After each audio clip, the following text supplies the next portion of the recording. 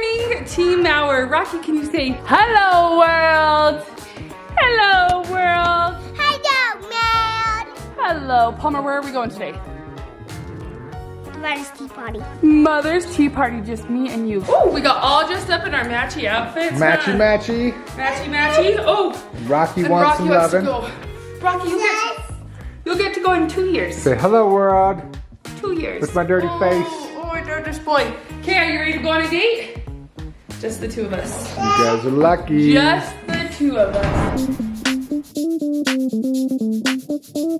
Who is that cute girl? Me. That's you.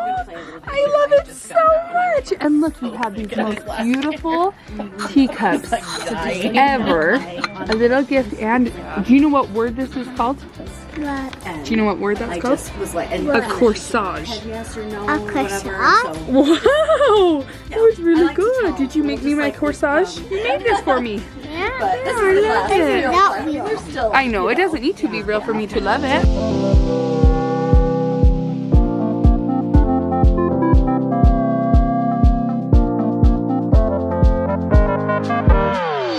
Palmer, I've never used a teacup. Can you show me how? Just grab the handle. Okay, I see the handle. Wrap it with your thumb, and then you hold it in. Do I do something with my pinky? Do I lift up my pinky like this? Oh, just like that. Just like that. Perfect!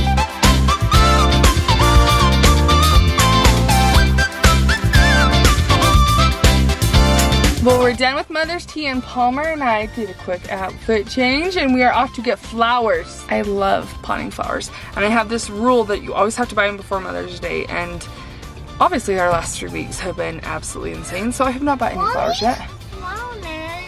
Mother's Day is in 2 days. So JD went to the gym. Knock on wood. He seems to be doing okay. We'll give you an update on him in just a minute, but he's meeting me out here. We're gonna pick out the flowers. I have like a solid 30 minutes and I have to pick the kids up from track, and then straight from track to Beckams' second to last soccer game. So it's a busy night. I also need to keep going shopping because there's a few items that I don't have for family pictures tomorrow. So go, go, go, but it will be fun, huh? And Palmer, you look cute, so that's a plus.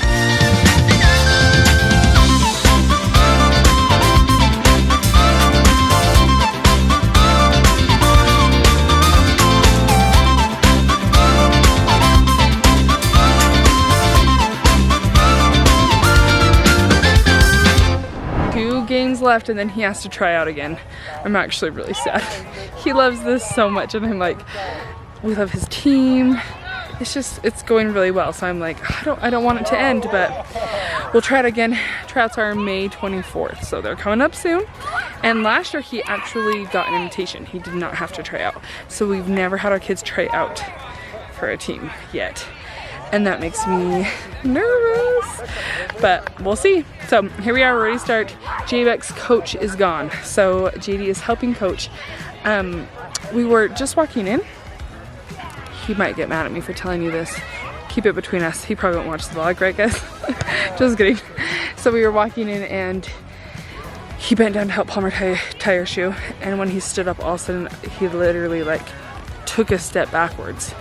Like, I put my arm on him. I didn't catch him by any means. Like, he was stable, but he's like, everything's black.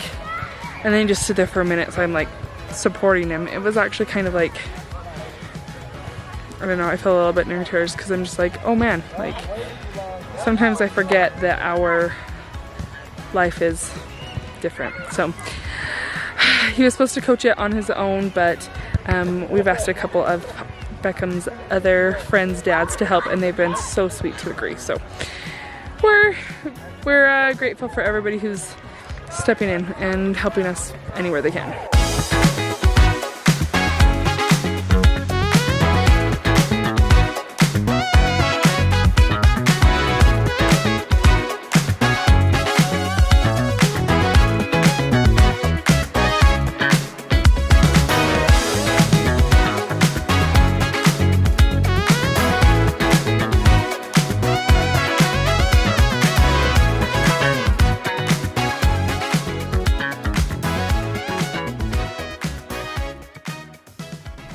I've got all the kids in bed, including my oldest kid. And I just did an EKG on him, as well as his blood pressure. His brothers, I don't think I told you guys this. We got something at the door today, and he was like, oh, don't open it, it's a present for Mother's Day. And so I give it to him, and then he's like, wait, I don't think this is actually for Mother's Day. And he starts looking at it, and he's like, what is this? So we open it up. It's a brand new Apple Watch. His brothers had all chipped in on it and got it for him so that he can do an EKG whenever he wants, which is like so incredibly sweet.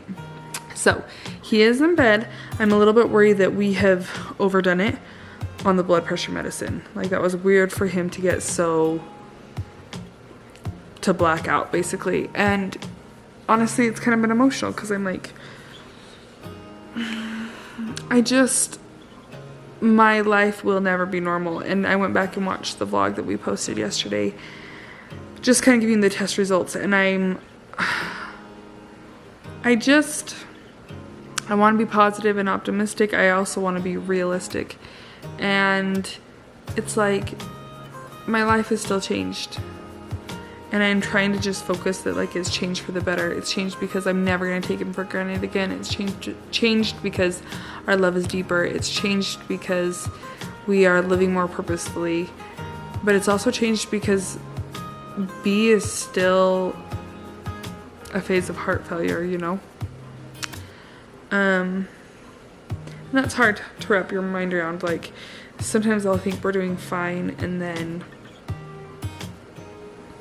stuff like that will happen, and I'm like, oh yeah, no, this is still very real. This is still very real. So my heart's a little tender, but it's just weird. He almost passed out. Like, I could see it in his face. I don't know. Our life looks different. I have to remember that, and sometimes reminders kind of throw me. I feel like I've been living in fight or flight for so long. Like 3 weeks of just like constantly running on adrenaline, and to be honest, I haven't recorded the last couple of days just because I haven't known. My emotions have still been all over the place, and I'm plain exhausted. I'm exhausted from crying. I'm exhausted from being strong. I'm exhausted from trying to carry some of Jay's responsibilities.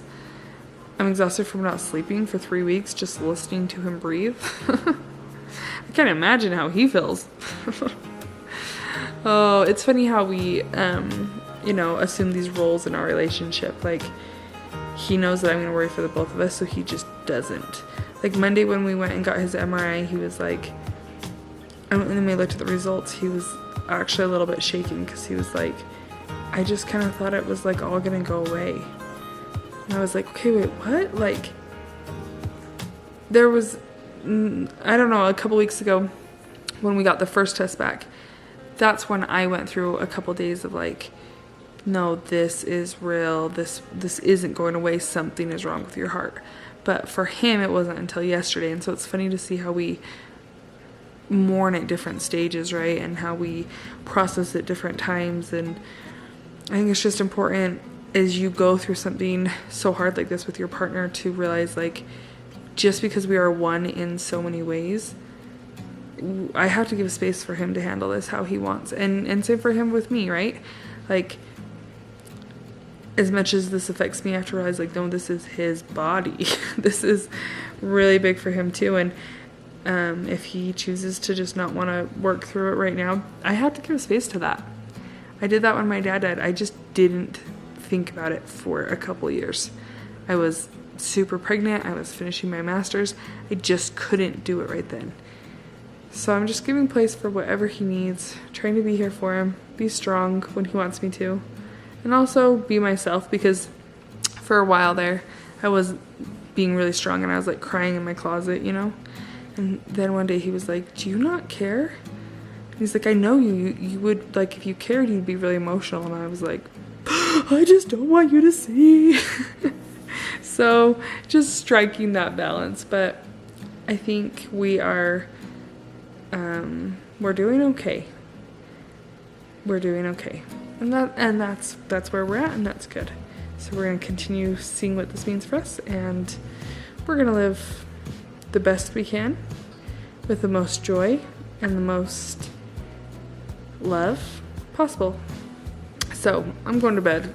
I already got all ready for bed. In fact, I was in bed when I realized I hadn't said goodnight to y'all. So I'm back out here, but I will see you tomorrow. Tomorrow is a new day and it's gonna be a great one. So thank you for being here.